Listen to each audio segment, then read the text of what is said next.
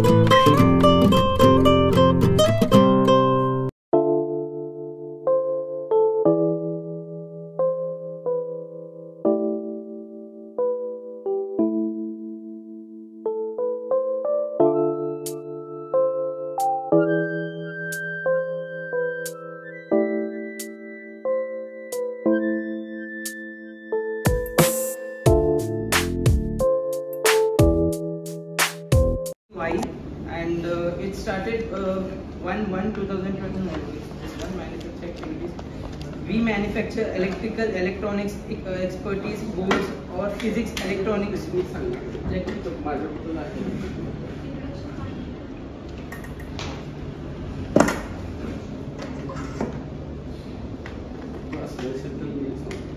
Yeah, Mr. Dikre sir.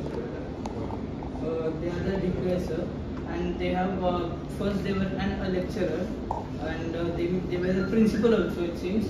And after the principal, they made their own company, which they have the company name is Perfect Electronics. They have seen many of the students and their activities of their culture, how they act. Like they are knowing all facilities like of electronics, electricals, also mechanical also. We are having two knowledge. That only we came here for getting the knowledge and gaining, and we are not knowing anything about this. Just we learn the things at the class only. But while coming here, just we can understand the basic knowledge. We can, while seeing the practicals, we can understand. While sitting at the class, we can't understand the things. While seeing the practicals only, we can understand the things. So that's why we came to the Perfect Electronics. And thank you, sir. Now can Suresh Mujibur. Satara Engineering College Manager. And faculty members आहेत Sudha madam, Karande madam, Deshpande sir आणि Raju sir. मी सर्व SY TYचे विद्यार्थी सर्वांचे हार्दिक स्वागत करतो.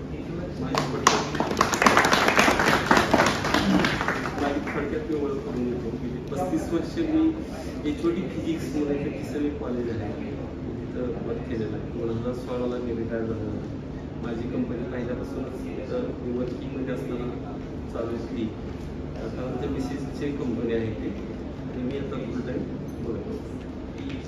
तर माझे जे research papers, research project, GC गव्हर्नमेंटचे प्रोजेक्ट असतात कॉलेजमध्ये ॲक्टिव्हिटी म्हणजे शिकवत असताना ते गव्हर्नमेंटचं असते प्रोजेक्ट मी करावं प्राध्यापकांनी. नवीन प्रोजेक्ट 4 प्रोजेक्ट केले आणि 22 रिसर्च पेपर मी प्रसिद्ध केले. इलेक्ट्रॉनिक्स फार्मिंग मला जनरल माहिती असेल, इलेक्ट्रॉनिक्स फार्मिंगमध्ये सुद्धा माझे कन्स्ट्रक्शन प्रोजेक्टसारखी आयडिया प्रोग्राम झाले आणि त्याच्यातून माझं हे इंडस्ट्री डेव्हलप झालेलं. तुम्हाला आता जास्तीत जास्त माझं आता ऑटोमॅटिक जे प्रोडक्शन लाईन जे आहे माझं, तर ऑटोमॅटिक लेक्चर बेल सिस्टीमपासून सुरू झालं. आमचं UPSचं प्रोडक्शन पॉवर गेले की पॉवर जनरेटरची ते नंतर आउटडेटेड करून नंतर automatic lecture bell system lecture झालं की बेल ऑटोमॅटिक वाजते. ते कॉलेजला बरेच 4-5 हजार कॉलेजला स्कूलला बसवलेलं आहे. ज्याही कॉलेजला मी कोटीला आलेलं आहे त्याचं कॉलेजला नाव आठवत ना तिथं बसवलेलं लेक्चर झालं की बेल ऑटोमॅटिक वाजतात. नंतर आता गव्हर्नमेंटनं असं सांगितलं की जनगण म्हणा म्हणजे राष्ट्रगीत हे कंपल्सरी कॉलेजला म्हटलं. आता मी कॉलेजला असताना आमच्या प्रिन्सिपलने एकाकडे जबाबदारी दिली होती बाबा हे CD आहे त्यावेळेस CD जनगण म्हणा ते जायचं लावायचं आणि माईकमध्ये अनाउन्समेंट करायची विद्यार्थ्यांना अलर्ट करायचं सगळ्यांनी मला जनगणनेसाठी आणि हे दररोज त्यांना ते काम पडायचं. आणि मग मला लक्षात आलं ऑटोमॅटिक लेक्चर बेल सिस्टीम बनवली तर मग ऑटोमॅटिक जनगण राष्ट्रगीत क्लिअर ऑटोमॅटिक वाजलं. म्हणजे समजा 11ला प्रोग्राम केलं की 11ला स्पीकरमधून खन खन आवाज येतो आणि नंतर 10 सेकंद नंतर मग लेडीच्या अनाउन्समेंटमध्ये अनाऊन्स केलं जातं की बाबा राष्ट्रगीतासाठी सर्वांनी येणार आणि मग तो प्रॉडक्ट बऱ्याच आता हे ऑटोमॅटिक बेल सिस्टीमचा प्रॉब्लेम करेक्ट टायमिंगला ते आपोआप बेल वाजलेलं आहे.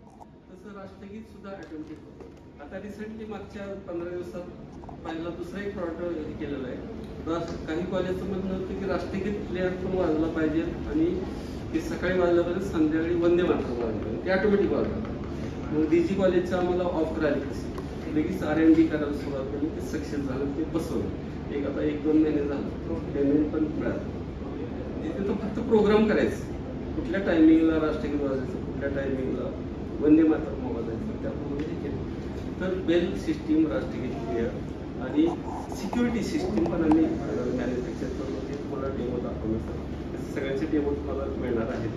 त्याच्याशिवाय सायन्स कॉलेज आणि इंजिनिअरिंग कॉलेज इंडियामध्ये जेवढ्या युनिव्हर्सिटीज आहेत युनिव्हर्सिटीचा सिलेबस आम्ही रिफर करतो. त्या सिलेबसप्रमाणे आम्ही एक्सपेरिमेंटल बोर्ड्स डेव्हलप केलेले आहेत आणि ती बोर्ड वेगळ्या पद्धतीने डेव्हलप केली आहे. मी कॉलेजला इन सर्व्हिसमध्ये असताना प्राचार्यांनी जबाबदारी माझ्यावर टाकली की बाबा तुमच्या डिपार्टमेंटमधून एक वर्कशॉप घ्यायचं तर कुठलं वर्कशॉप घ्यायचं. तर मला जाणवायचं प्रॅक्टिकल विद्यार्थ्यांसाठी घेताना इलेक्ट्रॉनिकची बरेचसे प्रॅक्टिकल म्हणजे ॲम्प्लिफायर असेल ऑसिलेटर असेल आपण सेट केल्यानंतर किंवा बिल्ट अँड असेंबल होतं कॅडबोर्डचा वापर करत विद्यार्थ्यांना सर्टिफिकेट पण करा समजावून ते जमत नसायचं. बऱ्याच वेळेस ते supply wire input wire output wire असं डिस्कनेक्ट करायचं असतं. एक्झाम आले की मला काम लागायचं आणि मग मी विचार केला हे एक्सपेरिमेंट आपण जरा सोपे करू शकतो विद्यार्थ्याला सोपे प्राध्यापकाला सोपे होतील अंडरस्टँडिंग होणार आहे. आणि मग मी UGCला एक वर्कशॉप पत्र लिहिलं एक प्रपोजल लिहिलं की बाबा मला 1 लाख रुपये द्या मी 2 दिवसाचं वर्कशॉप घेतो आमच्या प्राध्यापकासाठी एक्सपेरिमेंट कसे सोपे करावे त्या विषयावर मी त्यांना प्रस्ताव पाठवला. मला 80,000 मंजूर केले. मग शिवाजी युनिव्हर्सिटी पुणे युनिव्हर्सिटीचे कॉलेजला एक 70 प्राध्यापक आम्हाला मिळाले आणि मग ते 2 दिवसाचं वर्कशॉप झालं. आणि पहिल्या दिवशी पुणे युनिव्हर्सिटीचे इलेक्ट्रॉनिक सायन्सचे हेड बोलवलं त्यांना स्वागत त्यांचा कार्यक्रम सुरुवातीला जो असतो इनोव्हेशनचा प्रोग्राम ते प्रोग्राम सुरू करण्यापूर्वी लॅबमध्ये जे मी डेव्हलप केलेले एक्सपेरिमेंट त्यांना दाखवले सेटअप कशी मांडली केली आणि त्यांना फार सोपे वाटले एक्सपेरिमेंट आणि त्यांनी माझं भरभरून कौतुक केलं की असे एक्सपेरिमेंट होतच नाही. नंतर समारोपाचा कार्यक्रम दुसऱ्या दिवशी असतो तो इलेक्ट्रॉनिक डिपार्टमेंट हेड शिवाजी युनिव्हर्सिटीचे त्यांना बोलवतो सावंत सर बोलवतो. त्यांना पण ते प्रोग्राम सुरू होण्या अगोदर लॅबमध्ये करून दाखवलं आणि त्यांना पण ते नवीन वाटलं. त्यांनी जर सांगितलं इंजिनिअरिंग कॉलेज असे एक्सपेरिमेंट सेटअप नाहीत असे एक्सपेरिमेंट सेटअप केलेले आहे. आणि तिथं पण मला एक प्रोत्साहन मिळालं आणि त्यात मी प्रोडक्शनमध्ये उतरलो होतो. आता बेल सिस्टीम हे मॅन्युफॅक्चरिंग राष्ट्रगीत बिअर मॅन्युफॅक्चरिंग आहे हे कुठल्या आधारित केलेलं लक्षात घ्या. तुम्हाला मोनोस्टेबल स्टेबल झालं ना साधं मोनोस्टेबलचं ॲप्लिकेशन डोक्यात होऊन माझं त्यात बेल सिस्टीम प्रिन्सिपल आहे. राष्ट्रगीत बिअर वंदे मातरम ते मोनोस्टेबल ॲक्शनवर आहे लक्षात घ्या. हे R&D मला प्रोफेशनल कन्वर्ट करणार आहे ऐकायचं कशा पद्धतीने डेव्हलप केले जातात ते दाखवतो. आता समजा हा डी मॉर्गन्स थेरम आहे. डी मॉर्गन्स थेरम मग झालाय का कोण सांगू शकते? नाही सांगता. बरं ठीक. Complement of sum is equal to product of complement of sum. LHS RHS is equal to verify आपल्याला करायचं असतं ना. आणि दुसरं थेरम काय? Complement of product is equal to sum of the product असेल. मग ह्यामध्ये पहिला थेरम कॉम्प्लिमेंट ऑफ समचा हा LED आणि प्रॉडक्ट ऑफ द कॉम्प्लिमेंटचा हा LHS is equal to RHS दाखवायचं ॲट डिफरंट इनपुट कॉम्बिनेशन. आणि हे जे आहे दुसरा थेरम त्यासाठी हे हा LHS आहे complement of product is equal to sum of the complement. हा त्याचा LHS इक्वल टू म्हणजे इनपुट कॉम्बिनेशन. आता हे आपण काय द्यायचं? बायनरी 0 आणि बायनरी 1 द्यायचं ना. इनपुट A आणि इनपुट B आहे. ते खाली टाकलं की बायनरी 0 0 त्यातला हा A आणि हा B. नंतर ह्या 1 केलं तर काय होईल? इनपुट कॉम्बिनेशन काय होईल? 1 0.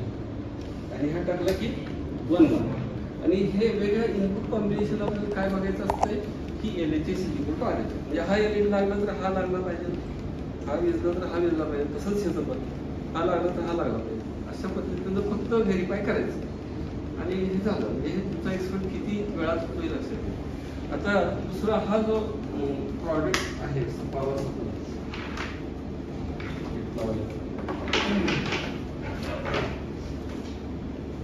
12 वोल्ट सप्लाय लावलेलं.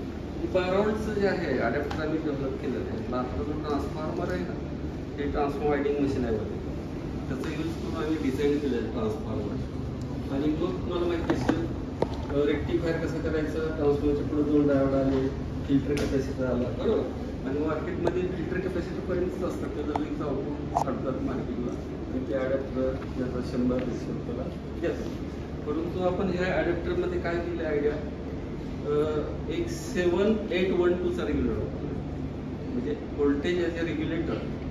व्होल्टेज रेग्युलेटर तुम्हाला एक्सप्लेन झालं असेल. म्हणजे इनपुट व्होल्टेज कसं जरी व्हॅरी झालं तर आउटपुट व्होल्टेज फिक्स असतं. आता ह्या AC आपला जो अडॅप्टर आहे त्याला आम्ही 7812चा रेग्युलेटर आहोत. मार्केटला अशा टाईपचा अडॅप्टर मिळतच नाही.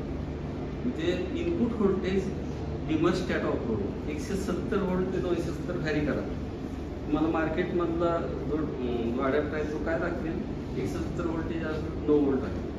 ओरिजिनल 12 व्होल्टचा आहे आणि 270 व्होल्टेज दिलं तर तुम्हाला 16 व्होल्ट आहे. तर हे ह्याला रेग्युलेटेड म्हणत नाही. इनपुट व्होल्टेज जरी व्हॅरी झालं तर आउटपुट व्होल्टेज फिक्स असतं. तर 12 व्होल्ट फिक्स मिळते हे. इनपुट व्होल्टेज व्हॅरी झालं तर काही प्रश्न येत नाही. आणि आमचे सगळे एक्सपेरिमेंट हे 12 व्होल्टवर चालतात. तुम्ही आता बघितलं असेल यामध्ये 0 to 30 व्होल्ट सप्लाय केलेलं असतं तुम्हाला बरोबर. आणि मग तुम्हाला सरांनी सांगितलं असतं की बाबा ते 9 व्होल्ट अप्लाय करायचं केअरफुली सांगितलं असतं. आणि ट्रान्झिस्टर ॲम्प्लिफायर आहात. मग विद्यार्थ्यांना काहीतरी नॉब फिरवायला असेच असतं ना. 9ला ऐवजी 30 सोडलेलं. पण बऱ्याच वेळेस असे अनुभव येतात दूर निघतो ट्रान्झिस्टरमध्ये. तर अशामुळे मग आपलं काय होतं टाईम जातं. विद्यार्थी सॅटिस्फाईड नसतात, प्राध्यापक सॅटिस्फाईड नसतात. मग त्यासाठी ही आयडिया केलेली आहे. ते 12 वॉटचं आमचे जे एक्सपेरिमेंटल बोर्ड आहे जवळ 200 बोर्ड आहेत अशा. आणि त्याच्या बोर्डचं टेक्निक लक्षात घ्या. सिंगल सायडेड बोर्ड तुम्ही बघितले असेल पण डबल सायडेड नसेल बघितले. रिअरली काही विद्यार्थ्यांनी बघितले असेल.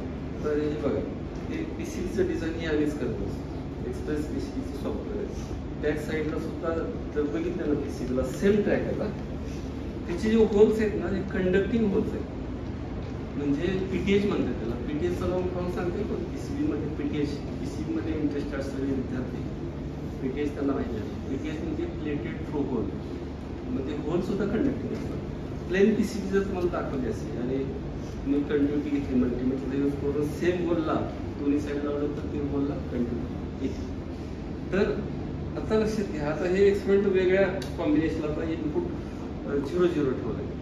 LHS बोर्ड RHS 1 0ला बघा हे व्हेरीफाय झालं. नंतर आता 1 1ला ते 20 4 त्याला डिमॉर्गन्स व्हेरीफाय झालं. आता त्याचं दुसरं ॲडव्हान्टेज बघा. हे समजा तुम्ही एक्सपेरिमेंट बंद पाडायचं ठरवलं. काय सम मीन्स मेकॅनिकल म्हणजे नाही बेस घेऊन हे ट्रॅक तुम्ही कट केले सगळे. तुम्हाला वाटतं की एक्सपेरिमेंट बंद पडेल? बंद पडेल का नाही? नाही पडणार. का बंद पडणार नाही? कोण सांगतंय एक्झॅक्ट? तर बंद पडणार नाही त्याचं कारण असं, बॅक साईडला जे कंडक्टिंग ट्रॅक पॅरलल आहे आणि त्या होलमधून वरच्या ट्रॅकला कनेक्टेड आहेत लक्षात घ्या. त्यामुळं जाणीवपूर्वक तुम्ही बंद पडायचा एक्सपेरिमेंट केला, हां वरच्या साईडनं एखादा कट केला एक ठराविक पार्ट आणि तोच ट्रॅक खालून पण कट केला तर बंद पडेल. लक्षात म्हणजे ह्याची ड्युरेबिलिटी भरपूर आहे.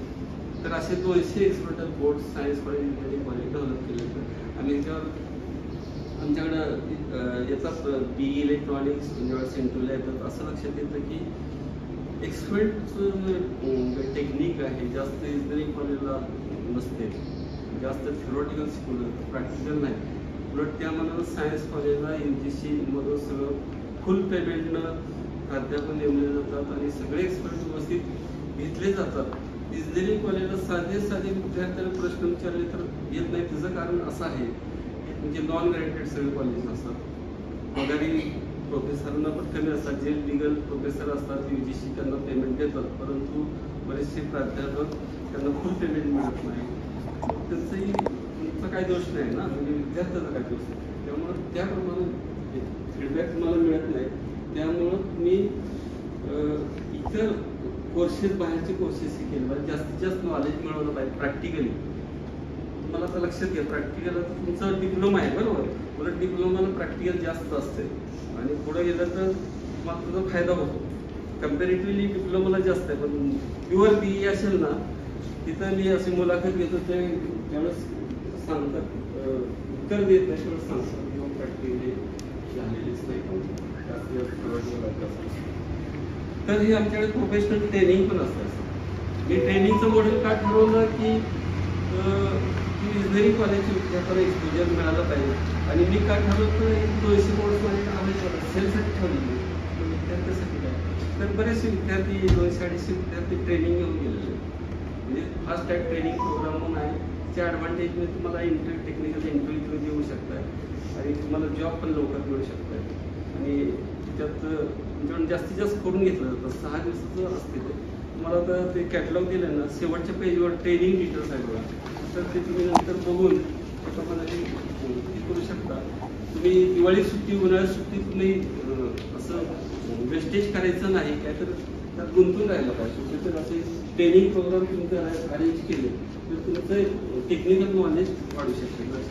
त्यासाठी ते बघा तुम्हाला कधी वेळ असला सुट्टी असेल तर तुम्ही 6 दिवसाचा ट्रेनिंग प्रोग्राम जॉईन केला, तुमचं प्रॅक्टिकल नॉलेज भरपूर वाढणार आहे. इथे राहण्याची व्यवस्था पण आहे, स्वस्तात आपले जेंट्स लेडीज हॉस्टेल पण आहे.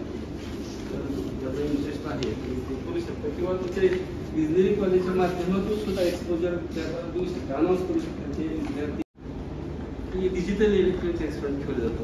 हे डिजिटल इलेक्ट्रॉनिक्सचे सगळे 8 बोर्ड आहेत.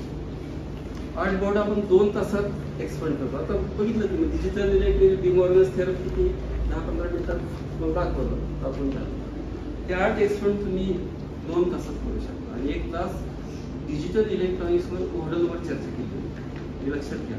तुमच्या रेग्युलर कॉलेजमध्ये डिजिटल इलेक्ट्रॉनिक्स एक एक्सपेरिमेंट झाला की डिजिटल इलेक्ट्रॉनिक्सचा मग दुसरा एक्सपेरिमेंट कधी होईल, त्याच्या नेक्स्ट आठवड्यात वेगळा दुसरा अँप्लिफायर असेल, त्याच्या नेक्स्ट आठवड्यात ऑसिलेटर असेल, नंतर डिजिटलचं येणार 1-2 महिने येणार, तो पण पहिला डिजिटलचं नॉलेज विसरलं जातो. त्यामुळं 8 एक्सपेरिमेंट तुम्हाला 2 तासात करायचे आणि ते तुम्हाला अंडरस्टँडेबल असते. जसं आता डिमॉर्गन्स तुम्हाला समजलं ना तसे एक्सपेरिमेंट सगळे अंडरस्टँडेबल आणि मग डिजिटल इलेक्ट्रॉनिक्सची ओव्हरऑल 1 तासात तुम्हाला जे शिकवलेलं आहे सगळं अंडरस्टँडेबल असतं. त्यामुळे त्याच्यावर कुठलाही प्रश्न विचारला तर तुम्ही उत्तर देऊ शकता. असंच हा पहिला दिवस. दुसऱ्या दिवशी ऑपरेशन ॲम्प्लिफायरचे एक्सपेरिमेंट असतात 5. हे 5 एक्सपेरिमेंट 2 तासात करायचं, 1 तास होईल. थर्ड डेला ऑसिलेटरचे 5 एक्सपेरिमेंट असतात आणि परत 1 तास ओव्हरऑल असं दररोज ओव्हरऑल असतेच. आणि याच्यातून 6 दिवसाचं एक्सपेरिमेंट मिळतं तुम्हाला. 4थ्या दिवशी एक्सप्रेस PCB सॉफ्टवेअर शिकवलं जे आता तुम्हाला बोर्ड दाखवलं ट्रॅक कसे बनवले जातं ते एक्सप्रेस PCB सॉफ्टवेअर. त्याच्यानंतर नेक्स्ट डेला सर्किट डायग्राम काढणं सॉफ्टवेअर शिकवलं. त्यात सगळे सिम्बॉल असतात, ट्रान्झिस्टर, डायोड, रेजिस्टन्स, कॅपॅसिटर. ते पिकअप करायचं, जवळजवळ करायचं, प्रोफेशनल सर्किट डायग्राम काढू शकतो. आणि 7व्या दिवशी सोल्डिंग डिसोल्डिंग प्रॅक्टिस तुमच्यावर करून घेतलं. टेक्निकल इंटरव्ह्यू तुम्हाला प्रॅक्टिस करून घेतलं जातं. बाबा इंटरव्ह्यू तुम्ही तेच करायचं, प्रत्यक्षात तुम्हाला प्रश्न दिले जातात पहिला प्रश्न कुठला असेल ते सांगितलं जातं आणि प्रश्न विचारले की तुम्ही ते उत्तर दिले पाहिजे असं एक शिकवलं. दुसरं आर्डिनो बेस आणि रास्पबेरी पाय बेस फॉर्म. आर्डिनो बेस जे आहे C++ लँग्वेजमध्ये आपण प्रोग्राम करायचा असतो की अपलोड करायचा IC मायक्रोकंट्रोलरमध्ये त्याप्रमाणे IC मध्ये. रास्पबेरी पायमध्ये पायथन नावाचा प्रोग्राम आहे ते लिहायचं, कुठला ॲप्लिकेशन तुम्हाला पाहिजे त्याप्रमाणे प्रोग्राम लिहायचा त्या IC मध्ये अपलोड करायचं आणि ते ॲप्लिकेशन मिळतं. ते तुम्हाला ते पण डेमो पुढे दाखवलं जाईल. तर अशा पद्धतीने ट्रेनिंग एक्सपोजर आहे तुम्हाला दिवाळी सुट्टीवर घेऊ शकता. तर पहिल्यांदा हे जे आहे राष्ट्रगीत क्लिअर. आता राष्ट्रगीत क्लिअर ऑटोमॅटिक कसं वाचतं ते तुम्हाला दाखवतो. त्यावेळेस सुरुवातीला चालू करतो आपण टायमिंग येतं, त्या टायमिंगला खनखन आवाज येतो. खनखन आवाज आले की तुम्ही सर्वांनी उभा राहायचं. राष्ट्रगीत आपण शिकवतो.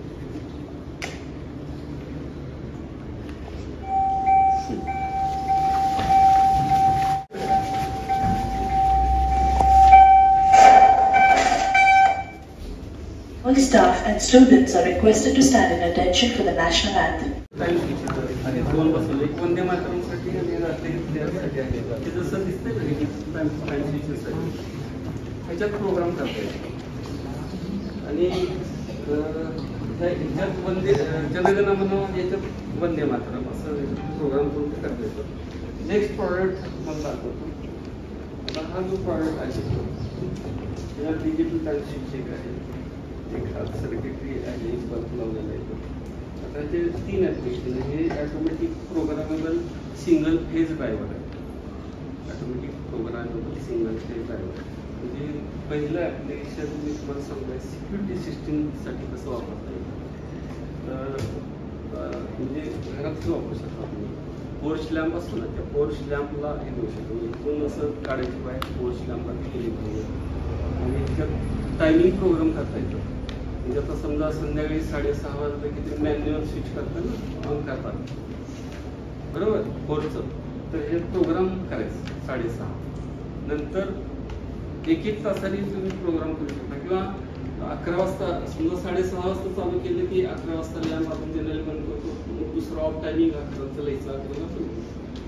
नंतर दुसरं त्याच्यानंतरचं ऑन टायमिंग 12ला भरायचं आणि नंतर 12:30 पण अर्धा तास ऑन ठेवायचं असेल तर 12:30ला ऑफ टायमिंग भरायचं. 12:30 बंद होईल. नंतर 12:30 नंतर 2 वाजेपर्यंत तुम्ही काय 1-1 तासाला जरी केलं किंवा अर्ध्या तासाने ऑन ऑफ केलं तरी चालतं. परंतु सूर्य होण्याची जी वेळ आहे साधारण पॉसिबिलिटी 2 ते 3:30 मध्ये सूर्य किंवा 2 ते 4 वाजेपर्यंत सुद्धा चोरी होऊ शकते. तर अशा वेळेस तुम्ही 2 वाजल्यापासून ते 4 वाजेपर्यंत 15 मिनिटं बल्ब ऑन राहिला पाहिजे, 15 मिनिटं ऑफ राहिला पाहिजे असं तुम्ही करायचं. त्यावेळेस चोरी करायला येतो आणि तुमचं पोस्ट लॅम्प लागला आहे नंतर तो घाबरणार. लॅम्प लागला म्हणजे कोणी चालू केलेला लॅम्प असं ते विचार करणार आणि मग झोपायला वेळ अर्धा तास तर चालतो तोपर्यंत दुसऱ्या वेळेस लागणार. अशा वेळेस ही चोरी थांबवणं आपण रोखू शकतो. पहिला ॲप्लिकेशन. दुसरं ॲप्लिकेशन समजा तुम्हाला ज्या विहिरीला पाणी कमी आहे सिंगल मोटर लावली लगेच संपते. समजा 4 तास थांबले की अर्धा तास पाणी मिळतं आपल्याला. आपण उन्हाळ्यात सिच्युएशन बघतो अशी. तर असं प्रोग्राम तुम्ही ह्याच्यात हे करू शकता. हे जे आउटपुट आहे ना सिंगल फेज मोटरला तेच. आता हे ह्याचं ॲप्लिकेशन सिंगल फेज ते 3 फेजचं मोटर 3 फेजची मोटर हे दुसरं ॲप्लिकेशन तुम्हाला सांगतो. परंतु हे ॲप्लिकेशन ह्याच्यासाठी आपण समजू. घरात पाण्याची टाकी असते बरोबर. आपण काय करतो पाणी कमी झाले की लगेच मॅन्युअल चालू करतो स्विचने. ओव्हरफ्लो झाले की मॅन्युअल बंद करतो. तर हेच तुम्ही घरात ऑटोमॅटिक सिस्टीमसाठी वापरू शकता. तुम्हाला जर एकदा समजलं की घरातलं पाणी दिवसभर फुल टाकी भरली तर संध्याकाळपर्यंत पाणी संपते म्हणजे काय प्रॉब्लेम येत नाही. मग आणि ती टाकी भरण्यासाठी किती वेळ लागतो हे बघायचं आपल्याला. समजा टाकी भरण्यासाठी 1 तास लागत असेल तर तुम्ही इथं सांगू शकता सकाळी 8 वाजता ऑन सांगा टायमिंग भरायचं आणि 9 वाजता ऑफ करायचं. तुम्ही काहीच बघायची गरज नाही. ते 9 वाजता मोटर ऑटोमॅटिक चालू होईल. सॉरी 8 वाजता ऑटोमॅटिक मोटर चालू होईल, 9 वाजता बंद होईल. त्यामुळे अशा पद्धतीने मेंटेनन्स फ्री होईल. हे ॲप्लिकेशन. दुसरं हेच सेम सिंगल फेजचं मोटर पण तुम्ही वापरू शकता विहिरीच्या पाणीसाठी. पाणी कमी असते, समजा 4 तास थांबल्यानंतर 1 तास पाणी फुटबॉल घेतलं तर तुम्ही जर मोटर चालू केली सिस्टीम नाही वापरली तर तुम्ही काय करणार आहे, 1 तासात तुमच्या लक्षात राहणार नाही मोटर बंद करायची. तुम्हाला माहिती आहे काय होतं ते, फुटबॉलच्या खाली पाणी गेलं की हवा धरली जाते, मग तुम्हाला पंपामध्ये पाणी भरावं लागतं आणि हा मेंटेनन्स करावं लागतं. तो मेंटेनन्स जर करायचा नसेल तर तुम्ही या पद्धतीनं सिस्टीम करू शकता. 24 तास हे करायचं, 4 तास झाले की मोटर 1 तास चालेल, अशा पद्धतीनं प्रोग्राम करायचा. म्हणजे 24 तासात जास्तीत जास्त पाणी तुम्ही आपसू शकता. हा हे झालं सिंगल फेज मोटर. दुसरं एक डेव्हलप केलेलं प्रॉडक्ट आहे का, ते इलेक्ट्रॉनिक कन्स्ट्रक्शन प्रोजेक्ट माझं झाले 2015 मध्ये लागला आणि हाँगकाँगमध्ये जाऊन हा प्रॉडक्ट मी प्रेझेंट केला. 3 फेज मोटर आपण सांगितल्याप्रमाणे कशी बंद चालवतात, तर ह्याचं टेक्निक मी सांगतो कसं केलेलं. त्यामध्ये काय केलं, आउटपुट पोर्ट केला आहे आणि एक दुसरा पोर्ट केला. तुम्हाला माहिती आहे 3 फेज मोटरला लक्ष आहे का, 3 फेज मोटरला कुठले कुठले बटन्स असतात, कुठल्या कलरचे बटन असतात, रेड आणि ग्रीन. ग्रीन बटन दाबले की चालू होतं आणि रेड लागले. तर आपण ग्रीन बटन दाबतो म्हणजे काय करतो माहिती आहे तुम्हाला, 1-2 टर्मिनल आतल्या साईडला असतात आणि एक पट्टी असते. बटन दाबलं की ते 2 टर्मिनल त्या पट्टीला टच होतात थोड्या वेळासाठी. मग आपला रिले ऑपरेट करून 3 लाईन्स आहेत चालू होतात, मोटर चालू होतात. आणि ऑफ स्विच दाबता म्हणजे काय करतात तुम्ही माहिती आहे तर, जे सर्किटरी आहे ते आपण कट करतो थोड्या वेळासाठी. ऑफ दाबलं की पुश टू ऑफ असते बटन आणि बंद, रिले बंद झालं की परत हिरवं बटन दाबल्याशिवाय ते चालू होतं. तर इथं आयडिया काय केली लक्षात घ्या, आता इथं कंटिन्युटी मीटर ठेवलेलं आहे. तिथं 8चं समजा आपल्याला तेच उदाहरण घेऊ, 8ला मोटर ऑटोमॅटिक चालू झालेलं आहे, तिथं 8चा टायमिंग मी प्रोग्राम करू शकतो. आता आपलं एक सर्किट असायला लक्षात येईल, मोनोस्टेबल मल्टीमीटरच वापरलेलं आहे. इथं कंटिन्युटी टेस्टला मी लावलेला आहे मल्टीमीटर. तुम्हाला माहिती आहे 2 प्रोब एकमेकात शॉर्ट केले की आवाज येतो. आता इथं 8ला ज्यावेळेस प्रोग्राम केलेला असतो, 8 वाजल्या की इथला लॅम्प लागतो. लॅम्प लागला की ह्या 2 वायरमध्ये कंटिन्युटी मिळते आणि ह्याच 2 वायर कुठं जातात, हिरव्या बटनच्या 2 टर्मिनलला जोडले जातात. ह्या 2 वायर जे मल्टीमीटरला जोडलेत ना ते हिरव्या बटनच्या आतल्या जोडले. आता काय होतं, तर ऑन बटन आलं की लगेच कंटिन्युटी टेस्टचा आवाज येतो. त्याचा अर्थ हिरवं बटन दाबल्यासारखं ऍक्ट होतं, बरोबर. आता बरोबर 8 वाजले असं समजा, तिथं इंडिकेटर लागेल, कंटिन्युटी टेस्ट आणि ते थोडा वेळ बंद होतं 5 सेकंद बंद. म्हणजे बटन दाबून बटनला 5 सेकंद सोडलं. आता आपल्याला मोटर बंद करायची, असलीच 2 वायरची जी आहे ती पिन तयार करायची आणि ह्या स्टॉप स्विचच्या सॉकेटला टाकायची. आता मी स्टॉप स्विच सॉकेटला टाकल्यानंतर इथं टाकणार आहे, त्यावेळेस ही वायर कशी जोडायची, स्टॉप स्विचचे जे 2 टर्मिनल असतात ना, एक टर्मिनल असं कट करायचं, म्हणजे जे 2 टर्मिनल झाले कट केल्यानंतर बरोबर, तेच 2 टर्मिनल त्या वायरला जोडायचे. म्हणजे काय होईल, हे जर ह्याच्यात कंटिन्युटी जर असेल तर मोटर चालू राहील, बरोबर. आता हे बघा मी इथं बसून कंटिन्युटीचा आवाज आला,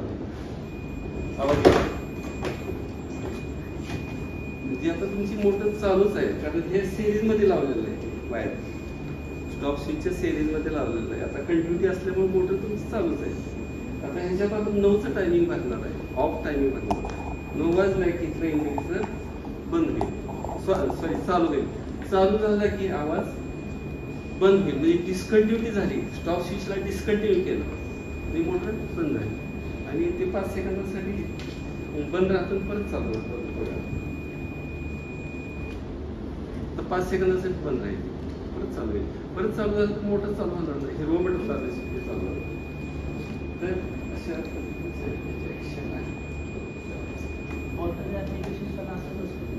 कुठलं आता डेटा वगैरे आपण हे करताना चालू त्याचा वाटतं त्या ॲप्लिकेशन पण सेम असंच असतं. हां, तर त्याचं कसं असतंय ॲटोमॅटिक पॉवर ॲटोमॅटिक आली की ह्याला टायमर दिलेलं नसतं. हे कसं आहे प्रोग्रामेबल केलेलं आहे. म्हणजे व्होल्टेज 3 फेज आल्यानंतर ते डिटेक्शन करतं सर्किट आणि 3 लाईन पुढं पाठवलं आहे. हे ॲटो म्हणजे पॉवर आल्यानंतर ऑटोमॅटिक होतं. इथं कसं आहे आपण सांगितल्या टायमिंगला ऑन आणि ऑफ होतं. आता हा प्रश्न ओके. नेक्स्ट बरं एक डिजिटल मीटर्स आम्ही एक डेव्हलप केलं आहे. जे मल्टीमीटर जवळपास समजा ट्रान्झिस्टर कॅरेक्टरिस्टिक तुमचा एक्सपेंड झाला असेल, डायोड कॅरेक्टरिस्टिक झाला असेल, बरोबर झालं का नाही. ट्रान्झिस्टर मीटर तुम्ही अनालॉग मीटर वापरले असतील, जोडावड्या हाताने केलेलं असेल. परंतु मीटर आता मार्केटला मीटर भरतो. पण मीटरला जे तुम्हाला माहिती आहे हे सिलेक्ट स्विचेस असतात भरपूर. समजा सरांनी मॅडम नंतर सांगितलं की बाबा हे 0 to 20 मिली अँपिअरला तुम्ही ठेवा आणि व्होल्ट मीटर 0 to 20 ठेवा. पण विद्यार्थ्यांना असेच फक्त कुठेही ठेवायचं आणि कुठेही ठेवायचं. आणि मग जर प्रॉपर हेला ठेवलं नसेल आणि तुम्ही पॉवर सप्लाय ऑन केला काय होतं मल्टीमीटर खराब होतं. आता आम्ही काय केलं आता हे असे जर मल्टीमीटर जर मी एक्सपर्टला दिले तर हे तर खराब होतात विद्यार्थ्याकडून आणि परत हे डेस्कटॉप नसते असं ठेवावं लागतं. आता मग आयडिया काय केली माहिती आहे का, डिजिटल मीटर मार्केटला खूप महाग आहे, 1000 रुपयाची पुढं. आता आम्ही 600 रुपयाला कशी आयडिया केली होती. हे जे मेटल कॅबिनेट आहे डेस्कटॉप हे असं ठेवलं आणि आमचे जे एक्सपेरिमेंटल बोर्ड्स आहेत त्याला हे असं लावायचं, एक्सपेरिमेंटल बोर्ड लावायचं. आता समजा टायनिस कॅरेक्टर असेल ते बोर्ड असतो, त्या बोर्डला एक पिन असते. ते समजा कलेक्टर करंट मेजर करायचं असेल तर तिथं बसवायचं. आता हे व्होल्टेज आहे, समजा कलेक्टर इमिटर व्होल्टेज मोजायचं तर तिथं त्या बोर्डमध्ये त्या बोर्डच्या पोर्टमध्ये बसवायचं, झालं मीटर जोडला. आता हे चालू करायचं तुम्हाला. तर आता हे स्विच इथे दिलेलं आत एक 9 व्होल्टचा सेल आहे. हे स्विच ऑन केलं राईट साईडला दाबलं की हे असं 0 ठेवला व्होल्टेज आणि त्या 15 व्होल्ट आणि एक्सपेंड झाला की हे बंद करायचं. आणि आम्ही काय केलं एक हाच मल्टीमीटर आतलं हे सगळं तोडले हे आणि एकच रेंज सिलेक्ट केलं इथं दिलं. विद्यार्थ्यांना रेंज बदलता येत नाही. फक्त टायनिस कॅरेट असेल तिथं सांगितलेलं असतं पैसे 0 to 20 वापरायचं ते पिनअप करायचं लगेच एक्सपेंड. तर हे मीटरची काय हे पैसे नसतं लॅबमध्ये जेवढं नसते ते.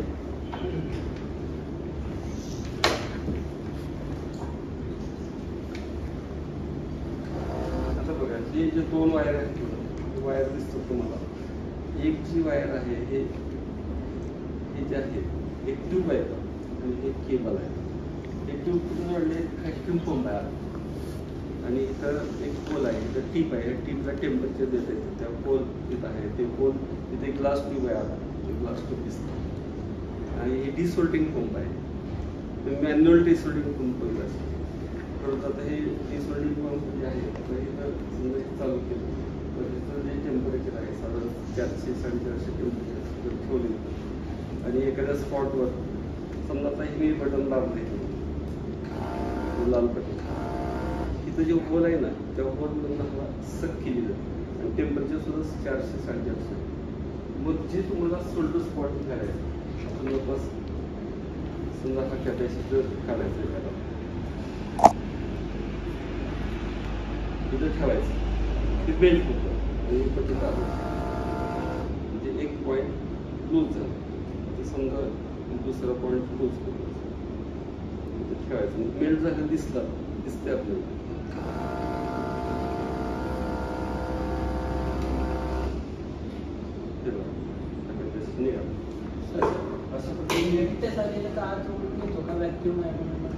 हा येस. आता बघा हे तुम्हाला करून दाखवतो.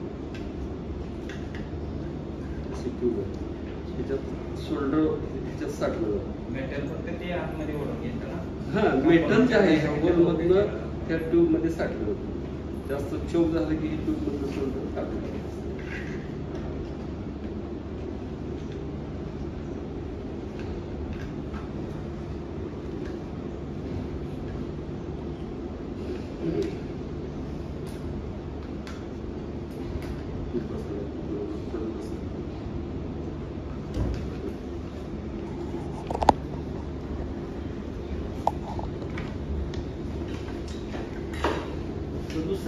हे मार्केटला आलेलं, पण हे फिजिबल नाही बरं का. म्हणजे आता एक अमेझॉन मागवलं, मला सुरुवातीला खूप आवडलं. त्याला हीटर आहे आणि इथं सोल्डर वायर जे आहे त्याच्यातून त्या कोडमधून सोल्डर वायर असतात. पहिले 1-2 महिने चाललं तिथं सोल्डर करायचं ना, हा टीप ठेवायचं तिथं आणि हे लिव्हर लावायचं आणि हे सोल्डर वायर इथं लगेच त्या पॉईंटला टच होतं सोल्डर वायर आणि लगेच सोल्डर स्पॉट ऑटोमॅटिक होतं. ते 2 महिन्यात चाललं, एवढं फिजिबल नाही खरं. आयडिया मला खूप आवडली. बरं, दुसरं तुम्हाला AI बद्दल काय माहिती आहे? AI artificial intelligence. मग कोण वापरतात आर्टिफिशियल इंटेलिजन्स? कुठलं ॲप आहे त्यासाठी? कोण सांगतो कुठलं ॲप आहे? ChatGPT वापरतात की? किती जण हात वर करा ChatGPT वापरणारे? ठीक आहे, साधारण 30% वापरतात तुम्ही. ठीक आहे. ChatGPT आणि मी गुगल सर्चला हे करतात. गुगल सर्च आणि ChatGPT ह्याच्यात काय फरक तुम्हाला जाणवला? कोण सांगितलं? गुगल सर्चला पण कुठला पण आपण टर्म दिले कुठली माहिती मिळते ना. समजा ऑसिलेटर म्हणजे काय, मला ऑसिलेटर माहिती नाही. तसं इकडे पण ऑसिलेटर पण फरक काय? तर गुगल सर्च मध्ये भरपूर माहिती मिळते. ऑसिलेटर वेगळ्या पद्धतीने डिफाईन केलेलं दिसेल भरपूर माहिती, परंतु तुझं स्पेसिफिक जेवढं पाहिजे ना इन्फॉर्मेशन तेवढे ChatGPT मिळेल. तर ChatGPT जे वापरत नाही त्यांनी ते ॲप लोड करा. जे तुम्हाला एक्झाममध्ये जे आर्टिकल्स आहेत त्या आर्टिकलचे नावं टाकलं ते तुम्हाला माहिती मिळेल. जनरली ह्याच्यात डायग्राम जास्त नसते, म्हणजे डिस्क्रिप्टिव्ह मॅटर जास्त मिळतो, पण तुम्हाला इन्स्टंटली मिळतो. स्पेलिंग अगर माहिती नसेल, एखादा शब्द माहिती नसेल, मराठी शब्द जेव्हा इंग्लिशमध्ये मिळतो, तर ChatGPT वापरणं फार गरजेचं असतं.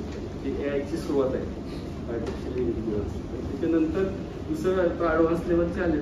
तुमचा कोणाचा जरी फोटो असेल, कुठला पण फोटो असेल, फोटो तिथं स्कॅन केला, त्या फोटोबद्दल माहिती दिली जाते. काय तो फोटो काय आहे ते त्यांना रिकग्नाइज. समजा एखादा माईकमध्ये बोलत असेल काय तर ते लगेच डिस्क्रिप्शन झालं कोणतं पर्सन आहे तुम्हाला ऍप्लिकेशन लिहिलं असेल ChatGPTवर, मेन जर पॉईंट लिहिला, सब्जेक्ट जर लिहिला ChatGPTवर, ते पूर्ण ऍप्लिकेशन तयार करून येते ना. नाही, ChatGPT काय माहिती शॉर्ट इन्फॉर्मेशन असते, थोडक्यामध्ये असते. आता तुम्हाला तुमचं डेरिव्हेशन असेल असलं काही येणार नाही, आर्टिकलचं पूर्ण डिस्क्रिप्शन येणार नाही, एखादी डेफिनेशन असेल तर ते डेफिनेशन येत. तर त्याच्यात जे आहे हे म्हणजे अलेक्सा माहिती आहे तुम्हाला, AIचाच भाग आहे अलेक्सा. ऑडिओ इन्फॉर्मेशन काय जे दिलं तर ते उत्तर तुम्हाला दिली जातं. तर हे अलेक्सा जो आहे 5 व्होल्ट वापरतो. त्याला वायफाय फॅसिलिटी आहे, तो राउटर आहे BSNचा, त्याला कनेक्ट केलेला आहे. आता अलेक्साला आपण प्रश्न विचारू काय, ते प्रश्नाची उत्तरं कशी देतात खूप. तर हे 5 व्होल्ट फक्त अप्लाय केलेलं आहे, वायफायला जोडलेलं आहे, दुसरं काय नाही. इलेक्ट्रिक सर्किट असते. आता मी पहिला प्रश्न विचारतो, बाबा टेम्परेचर काय सध्याचं आपण. Alexa, what is temperature now? Right now, in Leh, this Satara Maharashtra, it's 27 degrees Celsius. Alexa, what is time now? The time is 11:36 a.m. पण मला व्हॉल्यूम वाढवायचं. मी काय म्हणतो, एक स्टेपनं किंवा 2 स्टेपनं व्हॉल्यूम वाढवायचं. आपण 2 स्टेपमध्ये 2 वेळ बटन दाबतो. तर अलेक्साला आपण सांगून सुद्धा बोलू शकतो.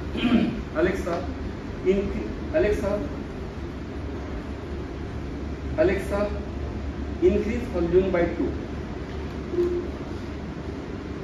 ते 2 व्हॉल्यूम वाढवलं. आता मी 2 वेळेस का अलेक्सा म्हणलं, ते एक रिंग आहे. अलेक्सा म्हणलं तरी रिंग जर ऑन केली तर दिसलं, लाईट दिसली तरच बोलायचं. बरं, आता आपण हे विचारू, आपण प्राईम मिनिस्टर विचारू इंडियात. Alexa, who is Prime Minister of India? The current Prime Minister of India is Narendra Modi. फॅनमुळे आवाज येतो ना. Alexa, how many districts are in Maharashtra? According to an Alexa Answers contributor, Maharashtra is divided into 6 revenue divisions, which are further divided into 36 districts. 36. Okay. Alexa, how many states are in India?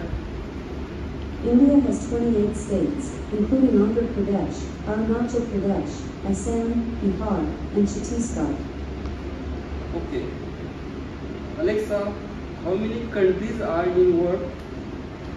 There are 195 countries in the world today. This total comprises 193 countries that are member states of the United Nations and 2 countries that are non-member observer states, Vatican City and the state of Palestine. Alexa, what is distance between Earth and Sun?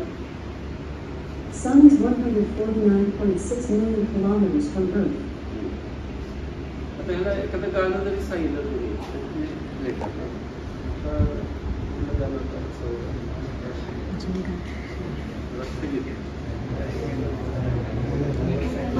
सायराचं कुठलं गाणं? झिंगाट. Alexa, play the song झिंगाट. लॅबमध्ये PSO वापरलाय तुम्ही, त्याचं कधी storage कसं store करायचं waveform नाही शिकलेलं. वेबफॉर्म स्टोअर करता येईल, 10 वेबफॉर्म याच्यात स्टोअर करता येतो. आणि तुम्ही जर ह्याला प्रिंटर जोडला त्या वेबफॉर्मचा प्रिंटरवर सुद्धा प्रिंट घेतो.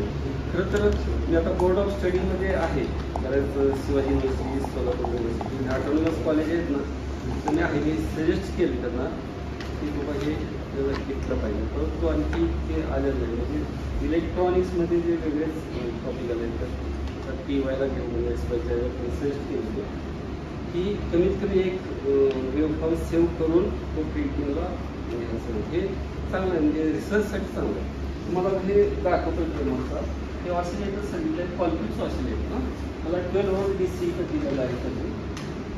मी आता हे DSO चालू करतो, DSO चालू केलं.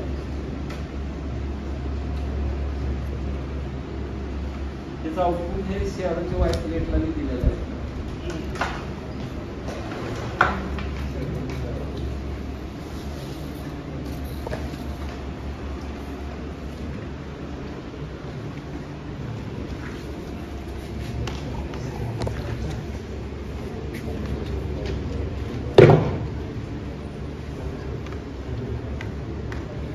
स्क्रीन थोडा खराब झाला होता, आधी थोडा जरा हीट लागली.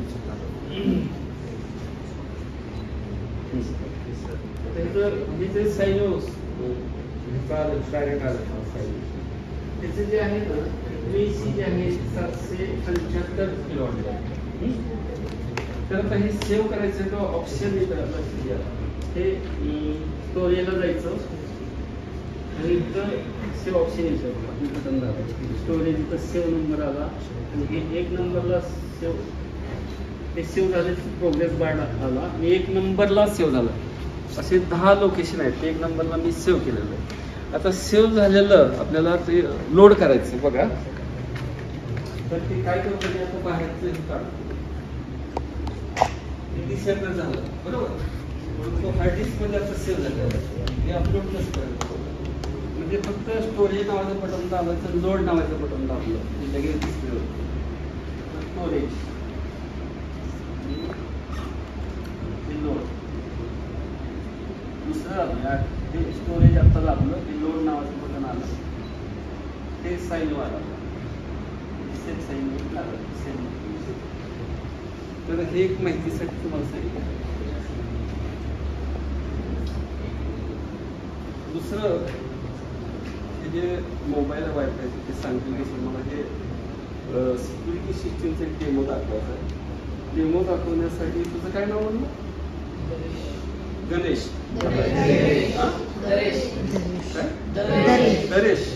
बरं, नरेशला आपण आता एक अनऑथराइज पर्सन आपण समजूया. अनऑथराइज पर्सन जर आत आला तर सायरन वाजत. आता हा डेमो बघायचा. नरेश तू काय करायचंय, सर थांबलेला तर तू बघा राहू.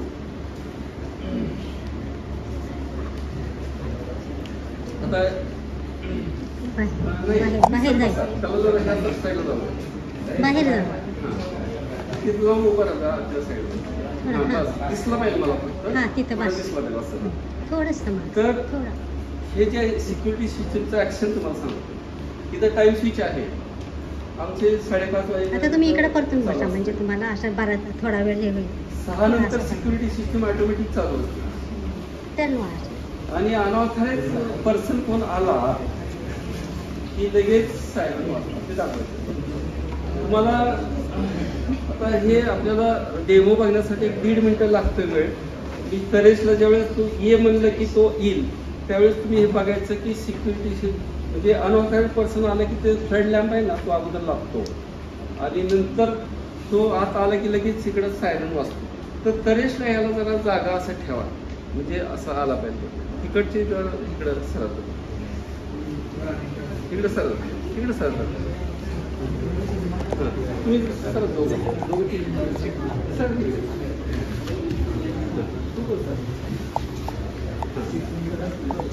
फक्त पाऊल वाटतो.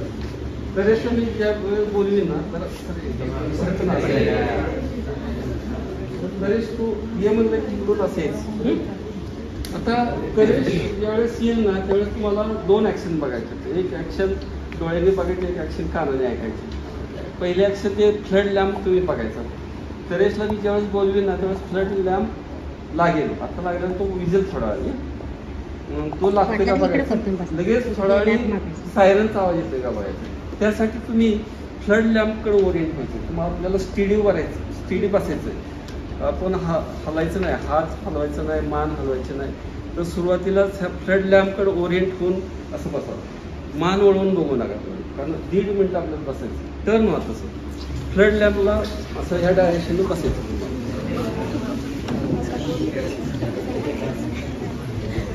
तरेशला येण्यासाठी सायरन काय तरेशला मी ए म्हणल्यानंतर आता सगळं आपली मुवमेंट फिक्स असणार आहे. आपण हलणार नाही, लक्षात घ्या. हात हलवायचा नाही, मान हलवायचा नाही. तुम्ही फक्त फ्लड लॅम्पकडे बघायचे. आणि मी हिला आता सिस्टीम मॅन्युअली चालू करतो आणि त्याला जागा ठेवली सूर्या तुम्हाला येऊन थांबत नाही पण जागा लागते ना. तर तशी मुवमेंट झाली काय. तर आता हे आता मी चालू करतो. तुम्ही एकटक त्याच्याकडे बघायचं. फ्लड लॅम्पकडे अजिबात हात हलवायचं नाही, मान हलवायचं नाही, बोलायचं नाही. आता मी मॅन्युअली चालू करतो. मला 1-1.5 मिनिट हे घ्यायचं. चालू केलं मी. चालू केल्यानंतर मी तरेशला 1.5 मिनिटांनी ये म्हणल्यानंतर तरेश येईल त्यावेळेस फ्लड लॅम्प आता विजलेला आहे. फ्लड लॅम्प तरेश याला आला की तो लागेल. परंतु आता ते फ्लड लॅम्प ऑन ऑफ होते. ते कशामुळे ऑन ऑफ होते माझ्याकडे बघू नका तुम्ही. ते तुम्ही मान हलवताय त्यामुळे ते बल्ब ऑन ऑफ होते हे लक्षात घ्या. अजिबात माझ्याकडे बघू नका. तुम्ही फ्लड लॅम्पकडेच बघायचं. फ्लड लॅम्प विजला असला पाहिजे. आणि मग आता मी थोड्या वेळाने तरेशला बोलवणार आणि तो त्याला बोलवल्याबरोबर तुम्ही बघायचं तरेश हलू नका कोणी. ते आपोआप लागते बघा. स्टेडी सर्वांनी नाहीतर वेळ जाणार आहे आपला. आता मी थोड्या 10 सेकंदात तरेशला मी बोलवणार आहे. त्यावेळेस त्याला बोलवल्याबरोबर फ्लड लॅम्प लागतं का बघायचं, सायरनचा आवाज येतो का बघायचं. हा ये तरेश.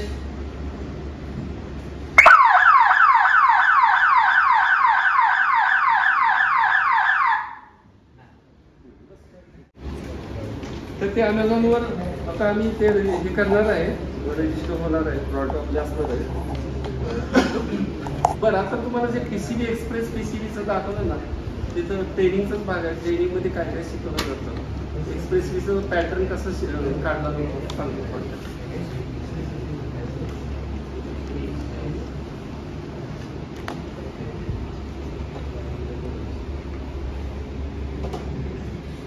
हे बघा हा डिस्प्ले स्क्रीन हे इंटरफेस स्क्रीन आहे एक्सप्रेस PCB सॉफ्टवेअरचं. सर्किट डायग्राम प्रमाणे जे PCB आपल्याला बनवायचे असतं, ड्रॅग काढायचे असतं, 2 पॅड ठेवायचे असतात, तर ते सॉफ्टवेअर आहे. तर ते जो हायलाईट दाखवतो थोडक्यात.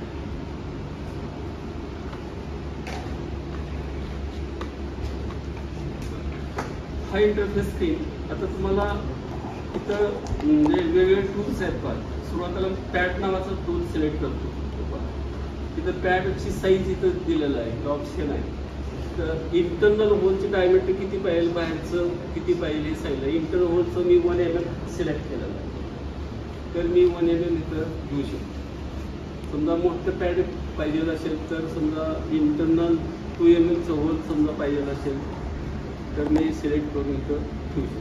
हे जरा मोठं झालं. असे पॅड पण सिलेक्ट करता येईल. आता तुम्हाला कंपोनंट एखाद्या IC ठेवूया, समजा IC 555 ठेवायचं, तर इथं जायचं तर deep IC 8 pin, deep 8 pin select करू शकता. इथं 8 पिन, 16 पिन, 14 पिन सगळे IC आहेत.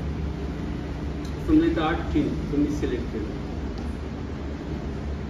तर इथं बघा ऑटोमॅटिक ते येतं सगळं. आपण पॅडच ठेवायची गरज नाही, ICचं डायरेक्ट पेनिंग. आता जर नॉच हे वरच्या साईडला आहे, तर डाव्या साईडला कसं करायचं, तर हे हायलाईट इथं करायचं. ह्याला क्लिक केलं की व्हाईट होतं. इथं रोटेट नावाचं ऑप्शन आहे, ते रोटेट केलेलं आहे. कसे रोटेट करतात. आता समजा एखादा रजिस्टर तुम्हाला घ्यायचा आहे, कंपाऊंड लायब्ररी आहे,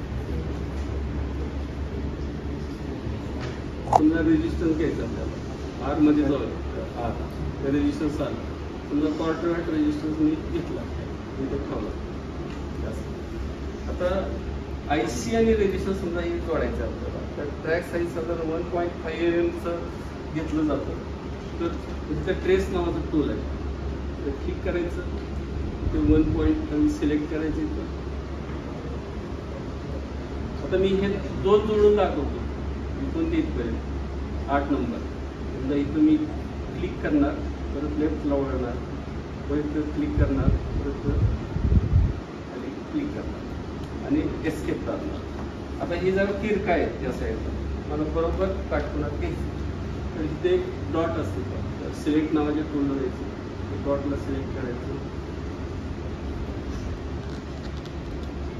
हे डॉटला मी सिलेक्ट केलं, कंट्रोल लेफ्ट राईट वापरून तुम्ही व्हर्टिकल करू शकता बरोबर, आणि परत ते वरती पण घेऊ शकता. आता बघा ती व्हर्टिकल आणि हॉरिझॉन्टल बरोबर. अशा पद्धतीनं PCB ट्रॅक तुम्ही करू शकता. एखादं सर्किट केलेलं तुम्हाला दाखवतो. आता मल्टीवायरचं केलेलं आहे, विद्यार्थ्यांनीच केलेलं आहे, निखिल नावाचा विद्यार्थी. जे विद्यार्थी येतात ना त्यांनी केलेलं आहे. आणि मग हे आपण इंडस्ट्रीला पॅटर्न पाठवला की PCB ते डेव्हलप करून देतात. आपण जे PCB बनवतो लॅबमध्ये ती क्वालिटी नसते. फेरिक सॉल्युशनमध्ये आपण इचिंगसाठी वापरतो, ते PCB बनवतो, ते प्रोफेशनल एवढं होत नसतं. हे झालं एक्सप्रेस PCB. दुसरं तुम्हाला डिझाईन वर्क एक्सप्रेस नावाचं एक सॉफ्टवेअर आहे, सर्किट डायग्राम कसं काढायचं सांगतो. आता हे डिझाईन वर्क एक्सप्रेसचं इंटरफेस स्क्रीन आहे. ट्रान्झिस्टर आपल्याला सिलेक्ट करायचं. तर इथं ट्रान्झिस्टरचे 2 टाईप असतात. इथं लिहायचं फिल्टरमध्ये NPN का PN. आता समजा NPN लिहिलं आपण, तर NPN नावाचे 3-4 ऑप्शन आले थोडे. तर असं एक ऑप्शन आहे, असं एक आहे, डार्लिंग्टन पेअर म्हणून एक आहे. तर हा आपल्याला पाहिजे. तर काय करायचं, इथं क्लिक करायचं, लेफ्ट क्लिक करायचं आणि ड्रॅग करायचं या घटकामध्ये. आता समजा रेजिस्टन्स मला घ्यायचा आहे, इथे NPNच्या ठिकाणी समजा RES लिहिलं, RES म्हणजे रेजिस्टन्स. हे रेजिस्टन्सचे वेगवेगळे प्रकार आले. एक फोटो रेजिस्टर आला आहे, साधा रेजिस्टर, हा रेजिस्टर घ्यायचा. समजा इथे लेफ्ट क्लिक मारायचं, ड्रॅग करायचं. आता हे आडवा रेजिस्टन्स आहे, तुम्हाला व्हर्टिकल पाहिजे तर ह्याला सिलेक्ट करा, राईट क्लिक मारा, इथं ऑप्शन आहे rotate to left or right. आणि परत हा रेजिस्टन्स मला कलेक्टर सर्किटमध्ये घ्यायचा आहे. मग आता हाच रेजिस्टन्स तुम्ही कॉपी करून घेऊ शकता. इतर ठिकाणी ठेवायचं असेल तर राईट क्लिक मारायचं, कॉपी मारायचं. आता इथं पेस्ट म्हणून इथं करतो रेजिस्टन्स पेस्ट. इथं बघा एकदा कॉपी केलं, इथे एक ठेवला, इथे एक ठेवला, इथे एक ठेवला. प्रत्येक रेजिस्टन्स सिलेक्ट करून घ्यायची गरज नाही. आता हे जोडाजोडी करायचे तर इथं एक टूल आहे, आता जोडायची 2 रेषा जोडायची असं जोड वेगळे सिम्बॉल घेऊन असं जोडाजोडी करता येईल. आता एखादं सर्किट काढलेलं तुम्हाला दाखवतो.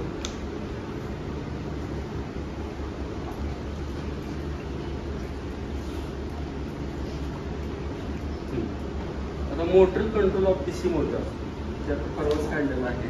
इंजिनिअरिंग कॉलेजची ऑर्डर आहे आम्हाला. तर त्याच्यात असं आहे की फॉरवर्ड अँड रिव्हर्स मोटर झाली पाहिजे. म्हणजे आम्ही ह्याच्यावर एक्सप्रेस PCB केलेलं आहे, डेव्हलप करून पण आलेलं आहे. नाही मला वाटतं हे कॉम्प्युटर सायन्स पोलूस कॉलेजचं ऑर्डर आहे. कॉम्प्युटर सायन्समध्ये असं आहे मोटर कंट्रोल फॉरवर्ड रिव्हर्स झालं पाहिजे. तिथे एक स्विच आहे, ती स्विच दाबली की फॉरवर्ड मोशन येते मोटरला आणि इकडलं स्विच दाबली की रिव्हर्स येते. त्यात 2 रिले वापरलेले आहेत, ती मोटर अशी जोडली आहे. तर हे डिझाईनवरती एक्सप्रेस आहे. आता ह्याच्यानंतर पहिले जास्त जास्त क्वांटिटी PCBची करायची असेल असं वेळेस ही मशीन मी घेतलेलं आहे 15-20 वर्ष झालं असते. त्यात ते सोल्डर आहे, त्याला हीटर आहे. अर्धा तास झालं सोल्डरचं पाणी होतं आणि ते पाण्यावरचं जो गिअर आहे घाण आहे ते टोलनं असं काढता येतं आणि मग तिचं टेम्परेचर जे असतं 260 असतं. जर घाण काढली तर आरशासारखं चकती असलेलं पाणी दिसतं, ते सोल्डरचा सर्कस असतो. आणि मग तुम्ही काय करायचं PCBचे सोल्डर करायचं कांपून बसवायचं वरून मागणं कट करायचं पेंट करून आणि ते कटिंग करून पेस्ट लावायचं. आणि असं समजा 10-20 करून खोलले असतील तरी जर फ्रेममध्ये अडकवायचं असते. फ्रेमसुद्धा कमी जास्त साईज करते ती PCB जसं असेल तर हे एक साईज आहे.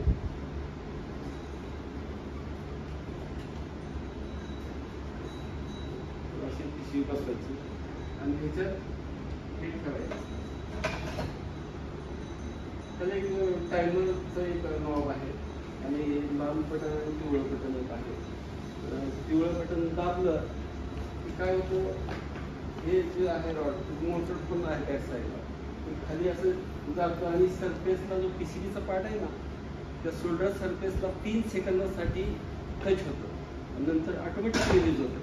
रिलीज झालं की आपण हे फ्रेम काढायचं, हा बोर्ड बाजूला काढायचा, दुसरा बोर्ड काढायचा. ॲट ए टाइम सगळे पॉईंट सोल्डर होतात आणि चांगल्या क्वालिटी.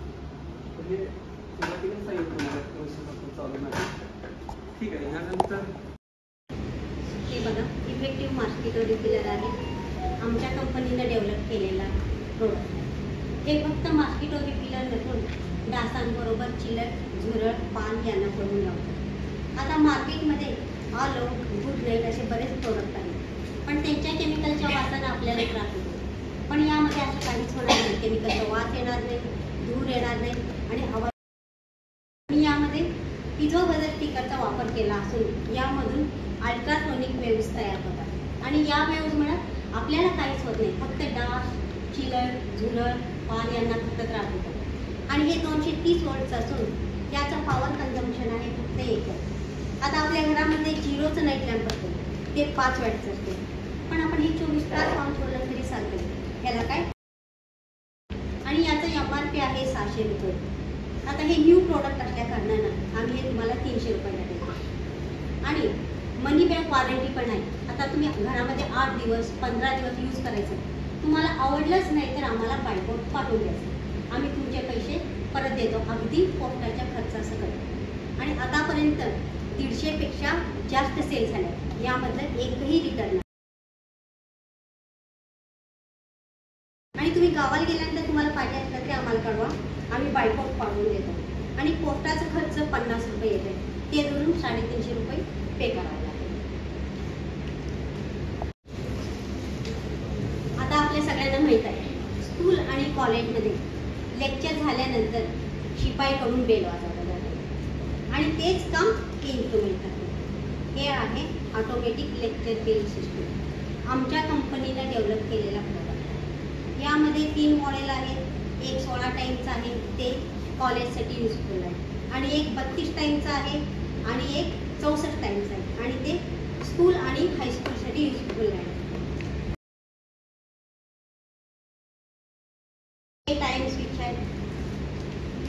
तिथं स्कूल किंवा कॉलेजचं टाइम टेबल प्रोग्राम करायचं. आणि हे डिले टाइम स्विच आहे. डिले टाइम स्विच म्हणजे बघा, हे स्विच आता खालच्या बाजूला प्रेस केलं की 4 सेकंडसाठी बेल वाजतो. आणि काही स्कूलचं रिक्वायरमेंट असं असते, त्यांना जास्त वेळ बेल वाजला पाहिजे सांगतात. हे स्विच वरच्या बाजूला प्रेस करायचं म्हणजे 6 सेकंडसाठी बेल वाजतात. आणि इथं बेल वाजत असताना इथं लाईट लागतं. आणि हे आउटपुट सॉकेट आहे. इथं बेलचं पिन आम्ही ह्या बेलचं पिन इथं लावून ठेवतो. आणि हे 230 वोल्टवर चालते. आणि हे पॉवर इंडिकेटर आहे. आणि हे press to ring bell button आहे. आता हे press to ring bell button, आता इथं आम्ही टाइम प्रोग्राम केलं. ह्याच्या व्यतिरिक्त पुन्हा बेल वाजवायचं असलं तर आपण हे बटन मॅन्युअल प्रेस करून बेल वाजवायचं. हे आणि हे फ्यूज आहे. आता मी तुम्हाला मॅन्युअल बेल वाजवून दाखवते. आधी तुम्हाला 4 सेकंडसाठी बेल वाजवून दाखवते. आता हे स्विच बघा खालच्या बाजूला, आता बघा आता मॅन्युअल वाजवते मी.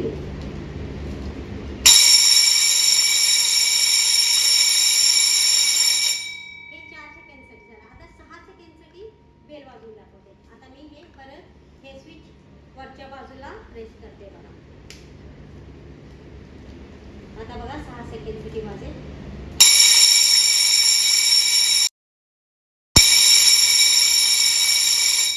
हे 6 सेकंडसाठी वाजलं.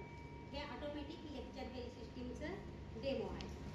सिक्युरिटी सिस्टीम आहे. ज्यांच्या दुकानाला शटर आहे त्यांनी हे सिस्टीम यूज करू. अनअथॉराइज्ड पर्सननं शटर खोलायचा प्रयत्न केला की या सिस्टीममधून सायरनचा आवाज येतो. नेक्स्ट प्रोडक्ट आहे आयोटिकस स्टोर चॅनल रिमोट कंट्रोल. हे आयोटिकस स्टोर चॅनल रिमोट कंट्रोलचं किट आहे. त्याच्यामध्ये आम्ही ESP कंट्रोल कार्डचा वापर केला आहे. तिथे आमचं कनेक्शन जोडून घेतलं आहे. तर इथे हा लॅम्प 1 आहे, हा लॅम्प 2 आहे, हा खाली हा तो लॅम्प 3 आहे आणि हा लॅम्प 4 आहे. आता या मोबाईलच्या आधारे जगातून कोठेही असेल तरी हे लॅम्प ऑन ऑफ करू शकतो. आता इथे सुरुवातीला तुम्हाला लॅम्पचा स्टेट काय दिसत आहे.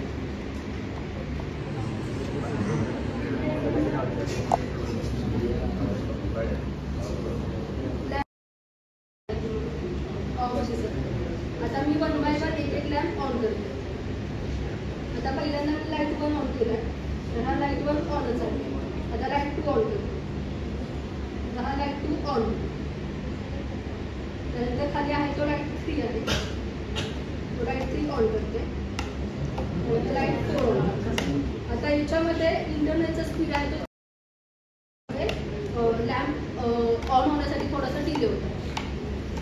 तर आता तुमच्या मनात अशी शंका राहील की मी इथं शेजारी उभी राहून लॅम्प ऑन ऑफ करते. तर हे लॅम्प जे आहेत ते आयोटिकस प्रोडक्ट असल्याने इंटरनेटच्या माध्यमातून घडत आहे. आता इमॅजिन करा मी पुण्यात आहे आणि मला हे लॅम्प तिथून ऑन ऑफ करायचे. तर मी या मोबाईलच्या आधारेच पुण्यात जरी असेल तरी लॅम्प ऑन ऑफ करू शकते. आणि आता कंट्री आहे, जपानला आहे आणि मला तिथे असताना लॅम्प ऑन ऑफ करायचा आहे, तरीसुद्धा मी या मोबाईलच्या आधारे लॅम्प ऑन ऑफ करू शकते. आता 1 बाय 1 एक लॅम्प मी ऑफ करते. लाईट 1 ऑफ केला, लाईट 1 ऑफ केला की हा पहिला लॅम्प ऑफ होईल. त्यानंतर आता लाईट 2 ऑफ करते, लाईट 3 ऑफ करते. आता आपल्या सर्वांच्या घरी TV आहे. टीव्हीला एक रिमोट असतो. त्या रिमोटची रेंज किती असते? 25 मीटर, 20 मीटर. तर या कार्डची रेंज किती असेल?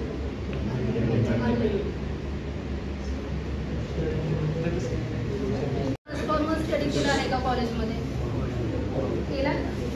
ही ट्रान्सफॉर्मर माहिती मशीन आहे. आता माझ्या हातात एक ट्रान्सफॉर्मर बनवण्यासाठी आपल्याला एक बॉबिन लागते. या बॉबिनच्या एका बाजूला मी प्रायमरीसाठी 2 वायर काढतात आणि सेकंडरीसाठी 2 वायर काढतात. आता आम्ही मॉस्किटो रिपेलरसाठी आम्हाला 2 वायर सफिशियंट असतात. आणि जो आम्ही पॉवर सप्लाय करतो 12 व्होल्टचा, त्याच्यासाठी आम्हाला 3 वायर लागतात किंवा म्हणजे 12 0 आणि 12. तर इथे मी 2च सध्या वायर्स लागतात. तर ह्या सेकंडरीसाठी आहेत आणि ह्या प्रायमरीसाठी नंबर ऑफ टर्न्स आम्ही 5000 देतो आणि सेकंडरीसाठी नंबर ऑफ टर्न्स 400 + 400 असे टोटल 800 नंबर ऑफ टर्न्स देत असतो. प्रायमरी वायंडिंगसाठी 45 H वायर यूज केली जाते आणि सेकंडरी वायंडिंगसाठी 30 32 गेटची वायर आहे ती यूज केली जाते. आता ही सेकंडरी वायंडिंगचं इथं सध्या काम सुरू आहे. आता ही DC मोटर आहे. इथे आपल्याला नंबर ऑफ टर्न्स किती डिस्प्ले होतात. त्याच्यानंतर इथे सेकंडरीची वायर बसवलेली आहे. आता इथून मी इन्सर्ट करून घेतली आहे वायर. त्यानंतर इकडे टेन्शन सेट केलं आहे आणि मग खाली प्रोसेस चालू. आता प्रायमरीचे नंबर ऑफ टर्न्स 5000 दिल्यानंतर ना Bobby number of turns complete झालेले आपल्याला आणि त्याच्यावरतीच आपल्याला सेकंडरीचे 400 + 400 असे नंबर ऑफ टर्न्स द्यायचे असतात. आता जे काम कम्प्लीट होतं त्याच्यानंतर मग आपल्याला लॅमिनेशन करावं लागतं. तर लॅमिनेशन करण्यासाठी आपल्याला 2 प्लेट्सची आवश्यकता असते. एक E-टाईप आणि दुसरी I-टाईप. आता याच्यामध्ये मी अल्टरनेट E-टाईप प्लेट्स बसवून घेतले आणि E-टाईप प्लेट्स बसवल्यानंतर जो या 2 प्लेट्सच्या मध्ये जे गॅप राहतो तिथे आपल्याला I-टाईप प्लेट्स इन्सर्ट करायचे असतात. मग असा ट्रान्सफॉर्मर हा रेडी होतो. आता हा 12012 व्होल्टचा. तर 12012 व्होल्ट का म्हणते मी की आमचा जो DC रेग्युलेटर जो अडॅप्टर आहे त्याच्यामध्ये आम्ही 7812 नंबरचा रेग्युलेटर वापरतो. त्याच्यामुळे आउटपुट व्होल्टेज आम्ही इनपुट व्होल्टेज 170 to 270 जरी अप्लाय केलं तरी आउटपुट व्होल्टेज हे 11.9 व्होल्ट मिळते. आणि जर तुम्ही हा इनपुट व्होल्टेज इथे डिमॉस टॅपचं जर का तर इथे इनपुट व्होल्टेज जर का तुम्ही 170 ला ठेवला तर त्यावेळेस तुम्हाला आउटपुट व्होल्टेज 11.9 व्होल्ट. पण तुम्ही इनपुट व्होल्टेज इन्क्रीज केलं, हळूहळू वाढवलं, 190 200 असं 2000 असं जर का दिलं 270 पर्यंत गेला तर तुम्हाला आउटपुट व्होल्टेज 24 व्होल्ट मिळेल. थँक्यू. आता इथे 4 ऑप्शन आहेत ना, माईक स्नॅपशॉट रेकॉर्डिंग. त्यापैकी आता इथे मी माईकवरती होल्ड करू प्रेस करणार होल्ड आणि इमॅजिन करा मी आम्ही घेत आहे तर तिथे असताना मी इन्स्ट्रक्शन देतो. तर यासाठी मला माईकचा वापर करावा लागेल आणि मग हे रेकॉर्डिंग हो स्टाफपर्यंत पोहोचतो. हॅलो हॅलो पण नावाचे हॅलो हॅलो हॅलो आणि इथं असणार आहे तिथं जागा लावून बोललं तर तिथे लागेल आयडिया. जेव्हा मला इन्स्ट्रक्शन द्यायची तेव्हा या माईकचा वापर करू शकतो. तर त्यामध्ये blinking of LED, brightness control of LED आणि ऑटोमॅटिक ट्रॅफिक लाईट यासारखे एक्सपेरिमेंट आम्ही केलेले आहेत. आणि हा दुसरा बोर्ड आहे तो ऑर्डिनो युनोचा आहे. तर ऑर्डिनो युनो काय आहे तर हा एक ओपन सोर्स इलेक्ट्रॉनिक प्लॅटफॉर्म आहे. त्याचा यूज करून सुद्धा आपण खूप सारे ॲप्लिकेशन्स करू शकतो. तर यामध्ये हा IC इथं कनेक्ट केलेला आहे. हा IC Atmel 328 मेगापीचा आहे. तर काय आपण बघतो की आपल्याला वेगवेगळे जर ॲप्लिकेशन्स रन करायचे असेल तर वेगवेगळ्या ICचा वापर करावा लागतो. पण यामध्ये तसं नाही आहे. आपण एकाच ICचा यूज करून खूप सारे ॲप्लिकेशन्स करू शकतो. तर यामध्ये आपण C++ या लँग्वेजचा वापर करून त्याला कनेक्ट करून आपण यामध्ये प्रोग्रामिंग अपलोड करू शकतो. आणि नंतर मग आपण पॉवर जॅकचा यूज करून बाहेरून पॉवर सप्लाय देऊन हे रन करू शकतो. तर याचा यूज काय होतो डेली लाईफमध्ये तर आपण बघतो की कारमध्ये जर मागं कुठला ऑब्स्टॅकल असेल रिव्हर्स घेताना तर आपण बघतो की ते ऑब्स्टॅकल आपल्याला पुढे डिटेक्ट होतं. तर ते कशामुळं त्यामध्ये इन्फ्रारेड सेन्सर आणि अल्ट्रासोनिक सेन्सरचा वापर केलेला असतो. त्याच्यामुळे ते आपल्याला डिटेक्ट होतं. आत्ताच आपण बघितलं की गणपतीमध्ये खूप सारे आपण लाईटिंग लावलेले आहेत. तर त्यामध्ये एक LED असतो. तर त्या LED मध्ये आपण बघतो की खूप सारे कलर कॉम्बिनेशन असतात. म्हणजे एकाच LED मध्ये 2-3 कलर आपल्याला दिसून येतात. तर ते कसे असतात तर ते RGB LED असतात. RGB LED म्हणजे काय तर रेड, ग्रीन, ब्ल्यू. म्हणजे आपण बघू शकतो की एका LED मध्ये खूप सारे कलर्स असतात. तर त्यामध्ये सुद्धा ऑर्डिनो युनोचा वापर केलेला असतो. तर याचा वापर करून आम्ही खूप सारे ॲप्लिकेशन्स केले आहेत. तर त्यामध्ये digital voltmeter, digital stopwatch, automatic toll gate आणि आमचा हा आत्ताचा प्रोजेक्ट म्हणजे ऑब्स्टॅकल अवॉइडिंग रोबोट. तर रास्पबेरी पाई काय आहे त्याचं वर्किंग कसं केलं जातं, ऑर्डिनो युनो काय आहे त्याचं वर्किंग कसं केलं जातं याचे व्हिडिओजसुद्धा आम्ही आमच्या यूट्यूब चॅनलवर टाकलेले आहेत. तुम्ही ते बघू शकता. प्रोग्रामिंगमध्ये आम्ही तसं पुटअप केलेलं आहे की ते ज्यासमोर जर कुठला ऑब्स्टॅकल आला तर तो फक्त राईटला फॉरवर्ड होणार. तसं आपण चेंजसुद्धा करू शकतो.